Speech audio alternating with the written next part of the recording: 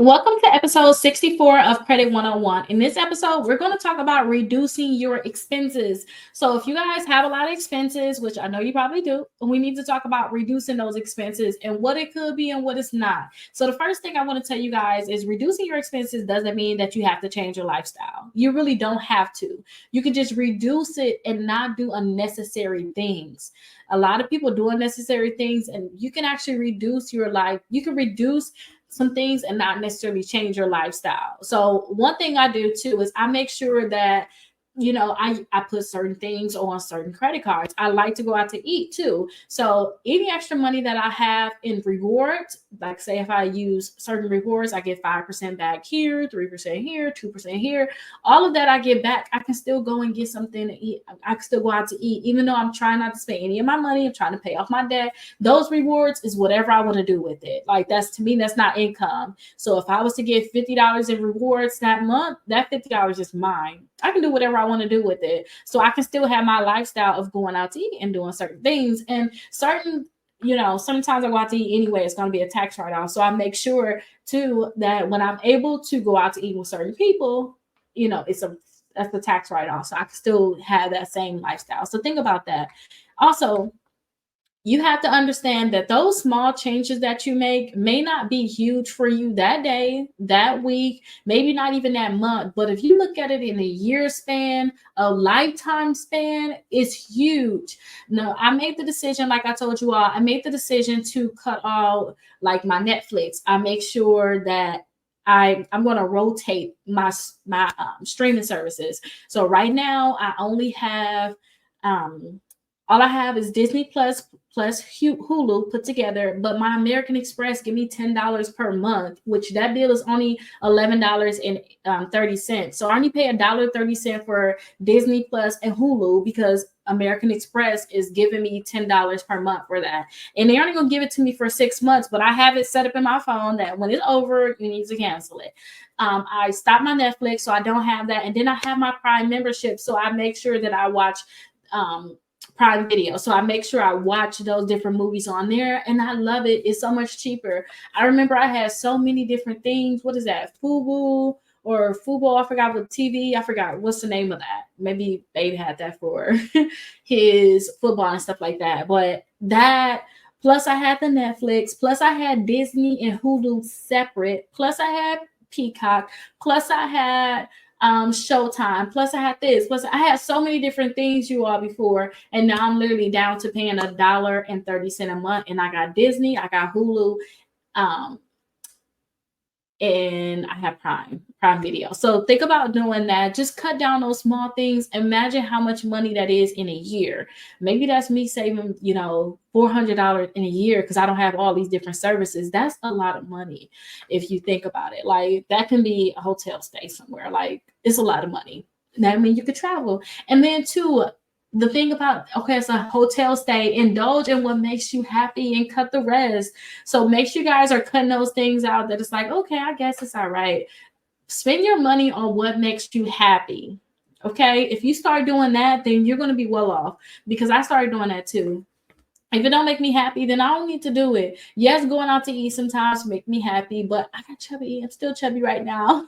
But I still make sure that I cut those different things out, and now I can spend that extra money on if I want to do vacations, and you have the holidays coming up. So now it's not such a hard hit, because now I'm not spending unnecessary money on going out to eat. I can use that one what makes me happy, which is trips and vacationing. So in the next episode, we're going to actually talk about the insurance. I know I said we was going to talk about in the last episode, but we're going to talk about how you guys can cut down that insurance. So I'll see you guys in the next episode. Hey, welcome to episode 66 of Credit 101. In this episode, I'm going to talk about 3 steps that you guys can take to reduce your real estate taxes. So if you guys have some real estate out there and you want to reduce those taxes, which you should always try to figure out, there's ways that you can, then follow these simple steps and hopefully you'll be able to reduce your taxes. So I want you to actually look and see how much they have your house assessed at on your taxes, because if you think that it's assessed or more than it's actually worth, then I want you all to contact the assessor's office and tell them that you want to get your house reassessed. Because if you get it reassessed, they may find out that you're right. It is worth more. I mean, less, not more. It's worth less, and we can reduce your taxes because your taxes is based off of how much your home is worth. That's one of the things that they're looking at. So if you can say that your house is worth less than they're actually assessing it at, then they can actually reduce your taxes, and that's really good.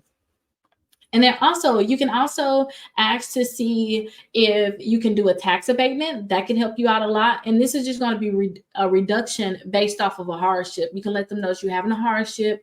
It's going to be temporary, but you need to try to see if you can get a reduction. And call to see if you can get any type of exemption. Like, now I'm on my debt-free journey. I don't care what it is, y'all. Like, call me cheap. Call me whatever you want. I'm going to be debt-free where everybody still got a mortgage in 10 years, 20 years, 30 years. Call me debt-free call me cheap if you want to, but try to see if there's anything, like, is there anything that I can do?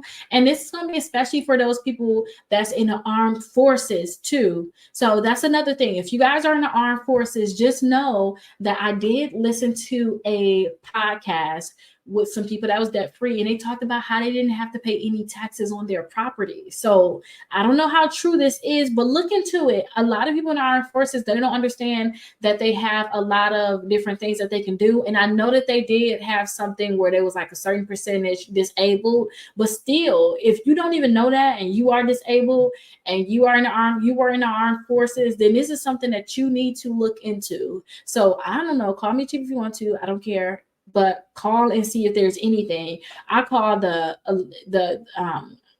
utility company. Is there anything that I can do? Could I do weatherization? Can I do this or do that? And when I bought my first house too, you all, we're going to get into the utilities, but I just wanted to tell you that you really need to start calling around. When I bought my first house, my furnace, it was a foreclosure. My furnace did not work.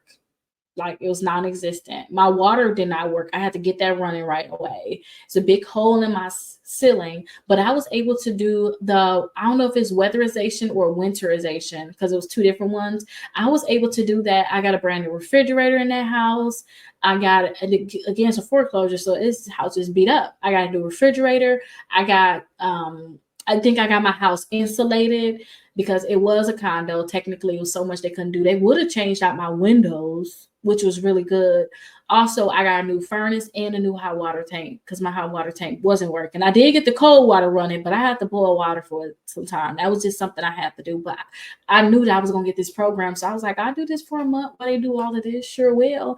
When I tell you they came and did all of that, it was such a blessing. So definitely make sure you all just be okay with asking. Like, it's not going to hurt you. Just imagine how much you can get by just asking. But let's go over to episode 67 because we're going to start asking to try to get a rent reduction.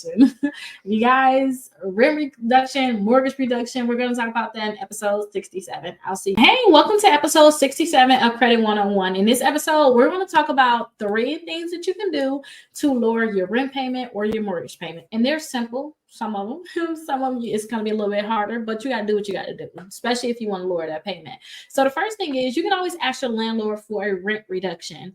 Yes, it's going to be hard, but let them know you have to get a rent reduction, especially when it's time for you all to renew your lease, because if they think it's going to be hard for them to get another tenant in there, they may let you lower your rent, especially when they know that you're leaving, because it's going to cost them more money to get a new tenant in there than to let you stay there. So try to see if you can get a rent reduction. And if you do get a rent reduction, make sure you keep it in writing.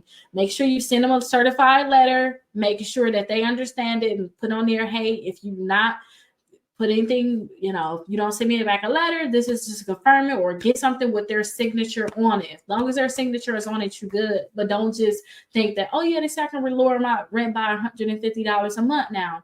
Get that in writing because you just want to make sure. Now, if you guys have a mortgage, maybe you want to think about refinancing your mortgage. Maybe you have a high interest rate, so maybe you want to think about just refinancing and get a better interest rate, and that can help you reduce your actual mortgage. Especially if you guys have a conventional loan, you can try to see if your home is worth more than that 20% now, because you guys probably got the PMI and the mortgage insurance. So if you guys got the mortgage insurance, if you can stop paying the mortgage insurance, that's going to be decreased right there. So just try to see if you can get the PMI off, or try to see if you can refinance. You can always, in both situations, find a roommate, whether you're renting or maybe you own a home. I hear a lot of people listen to all these debt-free videos I'm listening to. Even if when they own a home, they have like somebody come in and rent a room. And I'm like, I have kids, that will never work. But still, I love that for a lot of people that they're able to get a roommate. So that's really great. Another thing, if you're renting, especially, try to see if you can find a place in a cheaper, find a home in a different place that's cheaper.